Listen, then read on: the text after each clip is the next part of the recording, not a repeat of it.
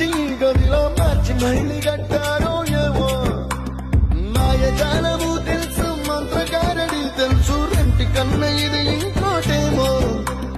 నీలాకాశం నేలాకొస్తే ఇట్టాగే ఉంటాదో ఏమో ఈ సంతోషం దాచాలంటే హృదయాలు ఓ వంద కావాలేమో ఇంతందంగా ఉంటుందా ఈ లోకం ఇన్నాళ్ళు ఈ మనసుకి తెలియాలేదే పాపం